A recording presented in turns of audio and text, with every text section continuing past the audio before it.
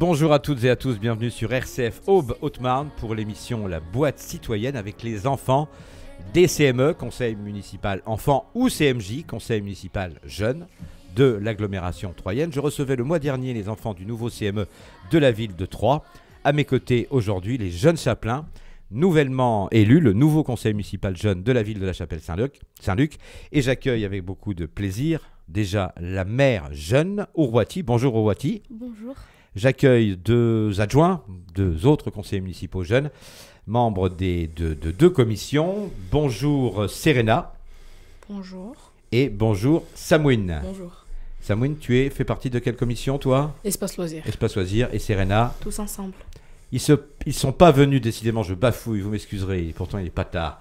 Ils ne sont pas venus tout seuls, les jeunes conseillers en herbe de la Chapelle-Saint-Luc. Ils sont accompagnés, et je l'accueille avec beaucoup de plaisir également, par Jean-Paul Braun, maire adjoint chargé de la politique de la ville. Bonjour Monsieur Braun. Bonjour. Et puis Selena, qui est derrière la vitre, qui est en régie. Selena, qui est une des animatrices du Conseil municipal jeune de la Chapelle. On va discuter les enfants ensemble dans cette première partie sur vos projets. On va parler un peu de vous aussi, on va se présenter. Je donnerai la parole également à l'élu de l'équipe municipale. Et dans la deuxième partie, vous échangerez, alors puisqu'on est filmé, ça se voit, je veux dire là, vous échangerez avec Cyril Souvet, brigadier à l'hôtel de police de Troyes, que je salue d'ores et déjà, et qui intervient, lui, dans les écoles, dans les collèges, dans les établissements scolaires pour expliquer, prévenir, informer sur toutes les conduites à risque, entre guillemets, que l'on peut avoir. Je me tourne vers les jeunes élus et vers la mère jeune. Tu as quel âge? Tu es dans quel collège de la Chapelle, je suppose? Alors, bonjour à tous. Je m'appelle Mohamed Ourouati. J'ai 12 ans. Je suis au collège Albert Camus en classe de 4e. Même question pour toi, Serena. Bonjour, je m'appelle Basika Serena. J'ai 12 ans. Je suis au collège Albert Camus en classe de 4e. Et Samouine, pour compléter le tour de table. Du coup, moi, c'est Samouine. Ouais. Je suis au collège Pierre Brossolette en classe de 4e. Alors, qu'est-ce qui vous a... je vais te donner la parole souvent, parce que tu es quand même la mère jeune. Qu'est-ce qui t'a motivé pour entrer dans cette aventure avec tes copines et tes copains de la Chapelle et du collège? J'ai bien aimé l'idée de pouvoir représenter chaque enfant de ma ville. Donc, on fait plusieurs projets. C'est ça que j'ai aimé dans le CMJ. Samouine, qu'est-ce qui t'a motivé, toi? Alors, moi, ça fait déjà 2 ans que je suis là. Tu es un ancien déjà. Et j'ai bien aimé mon premier mandat. On s'amusait, on faisait beaucoup de choses pour la ville. Et du coup, j'ai renouvelé le mandat. Serena, qu'est-ce qui t'a motivé pour cette aventure? Car c'en est une. C'était le fait de pouvoir découvrir la ville, faire des choses avec les autres chapelains, et puis rigoler et s'amuser. On peut bosser, on peut faire des projets, on peut animer la ville, effectivement, tout en s'amusant. La question, je la pose assez souvent. Quel métier vous voulez faire plus tard, Serena? Plus tard, moi, j'aimerais être avocate. Avocate. Je me souviens que l'année dernière, nous avions un gendarme, un futur gendarme et un futur procureur de la République. Avocate, c'est long ça, les études, pour être avocate. Oui. Samouine? Moi, je voudrais devenir chirurgien. Chirurgien. Donc, Ouais. les études de médecine, pareil, des longues études. Il faut s'accrocher. Moi, j'aimerais travailler dans le domaine de la médecine. Dans le domaine de la médecine, mais hôpital, J'ai pas encore choisi pas quelle encore spécialité. défini, mais vous êtes tous donc soit médecin, soit chirurgien, soit avocat. Est-ce que vous faites du sport à la Chapelle ou ailleurs d'ailleurs, Serena? Oui, je fais du handball au collège Albert Camus. D'accord. Donc, je faisais de la natation au complexe aquatique. Pourquoi je faisais? Aqualuc. Je faisais parce que j'ai arrêté. Ah, tu m'as fait peur, je crois que c'était Aqualuc qui n'existait plus. Non, Aqualuc est toujours bien en vie. Aqualuc, je le dis, qui a fêté ses 10 ans récemment. Samouine, toi tu es un sportif aussi. Je fais du basket au fais club de la Du Chapelle. basket au club de la Chapelle. Il y a vraiment un ancrage dans votre ville, dans votre commune, qui se ressent déjà à travers vos premiers propos. Je me tourne vers Jean-Paul Braun, qui est donc adjoint au maire dans l'équipe municipale d'Olivier Girardin, en charge de la politique de la ville. J'ai envie, Jean-Paul, de vous demander qu'est-ce que dit ce conseil municipal des jeunes dans cette politique municipale de la ville? Eh bien, il s'agit de donner la parole aux jeunes et de leur faire passer l'apprentissage de la citoyenneté. On voit par leurs propos la fidélité qu'ils ont à leur territoire et aux institutions. Donc on passe par différents projets la notion de citoyenneté pour qu'ils deviennent, je dirais, des acteurs engagés, des citoyens engagés. Et dans la méthode, c'est eux qui font leurs projets. Ils ne sont pas consommateurs de projets, de voyages, ils fabriquent leurs projets et en sorte ils deviennent acteurs. On parlera tout à l'heure de la différence qu'il y a entre le civisme et la citoyenneté. Là, on parle bien de citoyenneté, c'est-à-dire de la mise en action. Le civisme étant le respect des règles étant la base. Mais là, on est dans l'action citoyenne. Et je leur souhaite de devenir des citoyens engagés dans le futur. En tout cas, c'est bien parti. Ce conseil municipal des jeunes, Jean-Paul, qui est né quand à La Chapelle ? Alors, le principe a été fondé en 2002. Les jeunes sont élus pour 2 ans. Ils sont élus parmi la population de jeunes du CM1 à la 5e. 33 jeunes élus et en séance plénière, ils élisent leur maire et suite à un débat, chaque projet est débattu et c'est donc notre maire qui est élu cette fois-ci brillamment. Au-delà des mots de citoyenneté, de civisme, au-delà de l'esprit même qui a présidé aux créations des conseils municipaux d'enfants ou de jeunes à l'époque. Moi, je me souviens, et je le dis souvent dans cette émission, on mettait un enfant avec une écharpe dans une cérémonie commémorative et ça s'arrêtait là. Il y a une vraie volonté, ailleurs aussi, à La Chapelle notamment, de faire vivre de manière différente ce groupe d'enfants, ce groupe de conseils d'enfants. Tout à fait. Dans le même esprit qu'un conseil citoyen, le conseil municipal jeune n'est plus, je dirais, un alibi comme il a été quand même J'osais pas dire le mot. Il y a 10 ans, je le dis parce que je l'ai vu. Aujourd'hui, il y a une vraie participation et un respect de la parole des jeunes. Les jeunes ont des droits, ont des devoirs aussi, mais ils ont des droits. Et respecter leur parole est très intéressant. Et ils ont un œil assez innocent, mais en même temps très juste sur le territoire. Et il faut absolument les écouter, c'est notre avenir. Il faut aussi les instruire parce qu'ils n'ont pas forcément tous les éléments pour juger, mais ce respect est essentiel pour mener une politique avec les jeunes. D'autant que dans la continuité, peut-être et dans le même esprit, La Chapelle Saint-Luc, comme d'autres villes de l'agglo, est ville amie des enfants. Et là, pour le coup, en partenariat avec l'UNICEF. On est dans le même esprit, là, Jean-Paul. On est dans le même esprit, dans la même construction du respect de la parole des jeunes. Avec l'UNICEF, on a, je dirais, des ambitions plus nationales et internationales. Mais c'est le même esprit appliqué à des projets un peu plus ambitieux. En tout cas, en dehors du territoire. Le conseil municipal jeune agit sur son territoire. Ça permet d'avoir une bonne connaissance du territoire aussi, des institutions, parce que ce n'est pas toujours très simple, et d'être un futur citoyen, je dirais, très instruit sur la démocratie. Ça veut dire, ce sera ma dernière question, Jean-Paul, si on prend l'expérience des CMJ passés, il y a des projets à eux, aux jeunes, qui ont été mis en place par vous, les adultes ? Tout à fait. Il y a des projets, par exemple, de choix des jeux sur des budgets, des jeux publics, sur des budgets quand même assez importants, des budgets de 40 000 ou 50 000 euros. Donc, voilà, choisir l'emplacement. Ils connaissent leur quartier, ils connaissent leurs copains, leurs copines, les petits-enfants. Et donc, choisir le type de jeu et l'emplacement du jeu approprié, c'est essentiel. C'est pas... Les adultes aussi participent à ce choix, mais c'est essentiel d'écouter leur avis parce que ça permet une implantation pérenne de l'investissement. Ils sont aussi beaucoup engagés sur la collecte des déchets et la propreté. Ils sont très engagés sur ce thème. Et la dernière opération qu'on a fait ensemble, c'est le World Cleanup Day, où là, on a vu toute l'ardeur qu'ils avaient à respecter et à faire respecter la propreté sur la commune. Juste si vous me le traduisez, je suis content. Moi, je le traduis par ménage ton quartier ou pas de quartier pour les déchets. Très bien. Je me tourne, merci beaucoup Jean-Paul Braun, je me tourne vers vers Ourouati, donc la mère jeune, et puis vers tes camarades aussi. On est conseiller municipal, jeune, pardon, dans une commune, ça veut dire qu'on s'intéresse à l'actualité de sa ville, et vous me l'avez dit tout à l'heure. Est-ce qu'on s'intéresse aussi à l'actualité nationale, à ce qui se passe autour de nous? Et qu'est-ce qui, dans l'actualité nationale, par exemple, récemment, vous aurait marqué? Ourouati, madame la maire. Il y a eu la mort de Jacques Chirac, D'accord. qui s'est fait le 26 septembre. La mort de Jacques Chirac. Oui.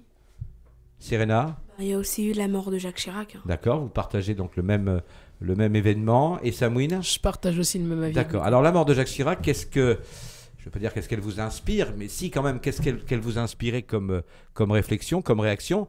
Vous qui, à la différence de Jean-Paul, de Cyril ou de moi, n'avez pas connu finalement Jacques Chirac. Qu'est-ce que ça vous a dit tout ça? J'ai pu voir dans mon entourage qu'il a été président en 1995. Ouais. Il a un mandat jusqu'à 2007. J'ai vu plusieurs interviews où les gens disaient beaucoup de commentaires positifs à son sujet, donc c'est ce que je retiens. Serena, qu'est-ce que tu retiens de la mort de l'ancien président de la République? Que c'était un président qui a duré quand même assez un bon moment et qui était un bon président. Et voilà. Samouine. J'ai aussi un avis positif sur Jacques Chirac, qui était un très bon président, et un maire aussi. Et un maire de quelle ville? De Paris. Le maire de Paris. Ouais. Ouais. D'accord. Et ça, à travers le décès d'un homme d'État, ça vous fait prendre un peu plus conscience de certaines valeurs? Ouais. Ouais. Lesquelles, par exemple? C'est marquant. Ouais. Je peux pas répondre à votre question parce que j'étais pas encore né quand il était Mais vous avez vu, par exemple, dans les commentaires, que un des faits marquants de la présidence de Jacques Chirac, ça a été, par exemple, et ça c'est peut-être quelque chose qui vous touche, d'éviter la guerre, pour parler clairement, avec là-bas en Irak, etc. Donc ça a été, puis la suppression aussi du service militaire. Donc c'est quelque chose qui marque ça au-delà de la personne. Il avait une personnalité, mais il a pris des décisions importante pour la situation du pays. Très rapidement, Jean-Paul, une réaction peut-être aussi à la disparition de l'ancien chef d'État? Bien, c'est en dehors des actions de Jacques Chirac, c'est plutôt le symbole de l'homme d'État que respectent les enfants et les institutions qu'il représente. C'est peut-être la France rassemblée. C'est ça qu'il faut retenir. La France rassemblée sur un événement triste, mais sur un événement intéressant, puisqu'on rassemble tout le monde. Et je pense que ce qui nous manque aujourd'hui, c'est de travailler ensemble. Ourouati, je me retourne vers toi. Alors, qu'est-ce qui vous a marqué dans l'actualité nationale? Qu'est-ce qui, à la Chapelle, vous marque?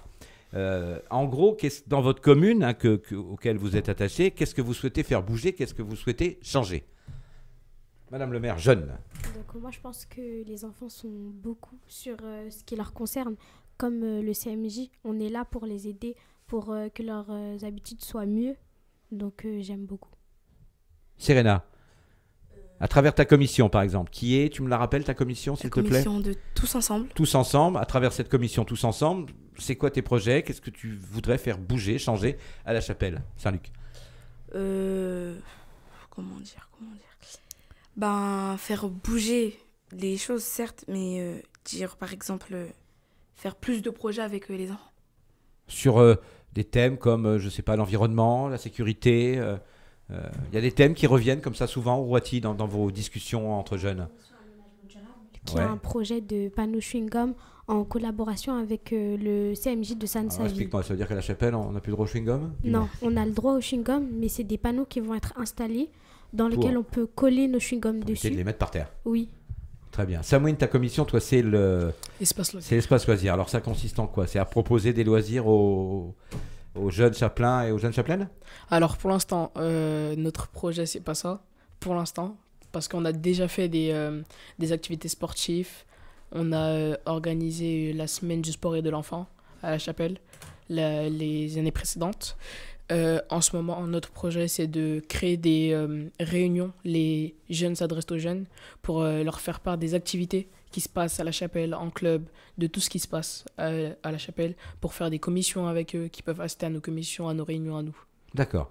Samouine, tu as la parole, ça tombe bien, tu vas la garder, puisque c'est toi qui vas annoncer, parce que moi je peux pas le faire, moi je parle pas anglais, c'est toi qui vas annoncer la pause musicale de l'émission. Vas-y. Alors aujourd'hui, on va écouter Old Town Road de Lil Nas X. Retour sur RCF Aube Haute-Marne après cette pause musicale choisie par Samouine. Pour l'émission La Boîte Citoyenne avec les jeunes du conseil municipal jeune de la ville de la Chapelle-Saint-Luc, Ourouati, la mère jeune, Samouine et Serena qui l'accompagnent, 2 membres de... Serena, j'ai fait un oubli tout à l'heure, je ne t'ai pas posé la question, je ne t'ai pas fait parler, ce que tu vas faire très rapidement de l'opération Vide ta chambre. Le Vide ta chambre, c'est en l'occasion du 30e anniversaire de la Convention internationale des droits de l'enfant. Et donc, nous organisons un Vide ta chambre avec le CMJ et pour récolter de récolter des fonds pour UNICEF. Ouais, d'accord. Très bien, dans le cadre de la Ville Amie des Enfants et la commémoration de la Journée internationale des droits de l'enfant qui doit se situer, si je ne dis pas de bêtises, aux alentours du 20 novembre. Cyril Souvet, bonjour. Bonjour.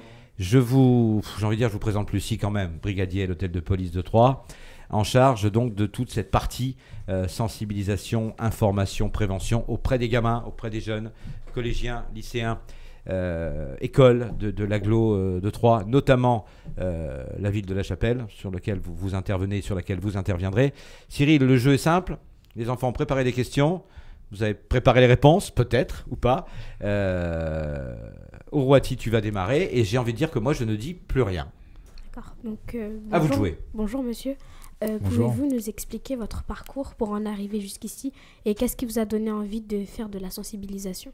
Alors, je vais essayer de faire court et simple. Je me destinais au début à un parcours d'enseignant.